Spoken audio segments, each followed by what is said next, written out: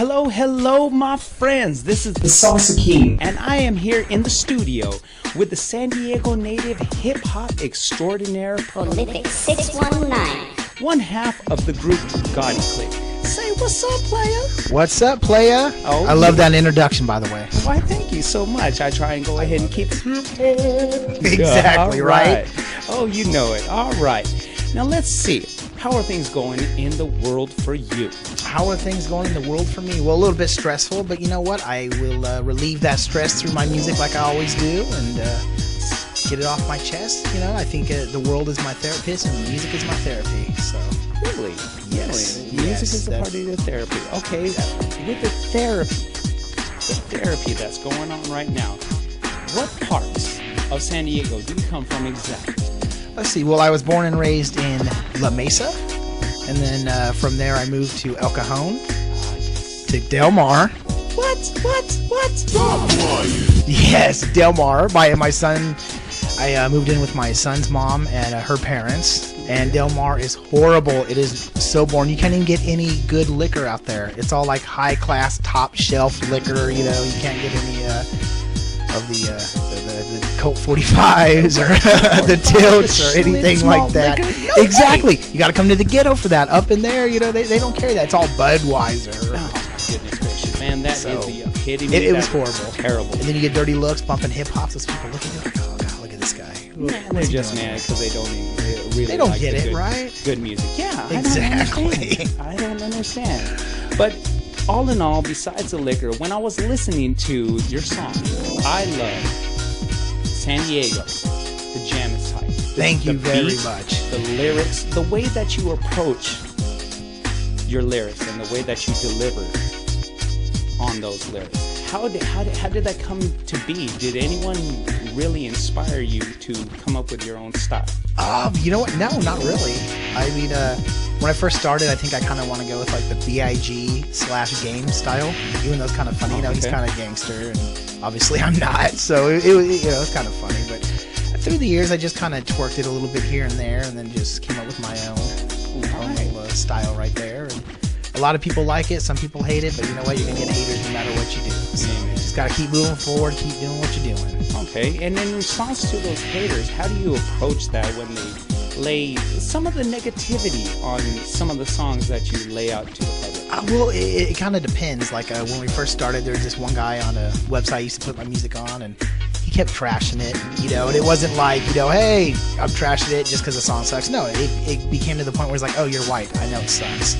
So in that situation, I wrote my very first diss track, threw it out there, everyone loved it, and he closed his account down. So that was the first MC I ate up, I guess you could say, so to speak. But usually, no, if like somebody writes, oh, I don't like this song, then I'll usually write it back and say, hey, you know, what don't you like about it? What would you have done with it? You know, kind of learn some pointers or whatever, and just kind of hit it like that. And then I always thank them for listening.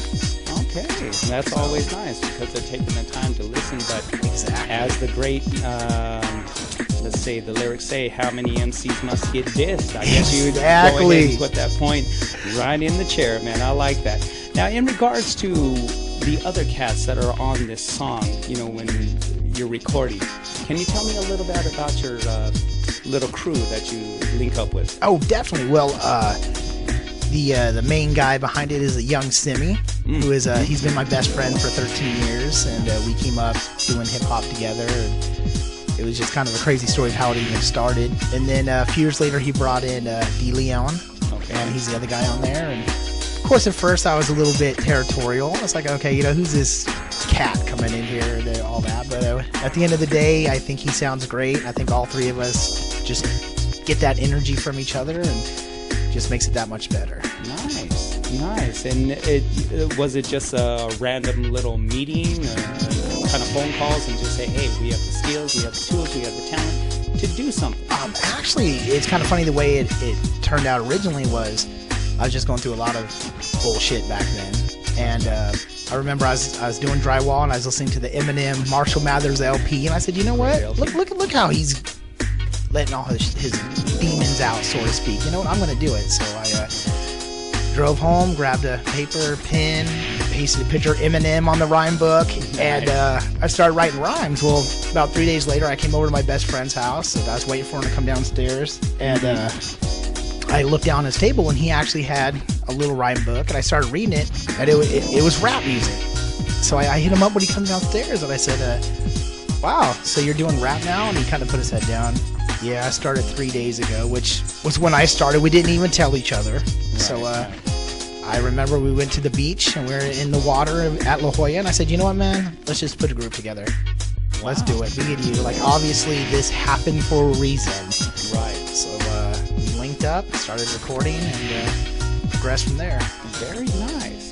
Very nice. Yeah, La Jolla is always inspirational. It is, right? It really is. Exactly. Look at the sexy woman walking down. Anyway, we should do a rap group. Exactly. Whatever inspires you to do something, man, to branch out from a freaking rat race. That's what that most of us go through, man. But I admire that. So break it down. Who really inspired you? You know, just artist-wise. Oh, artist-wise.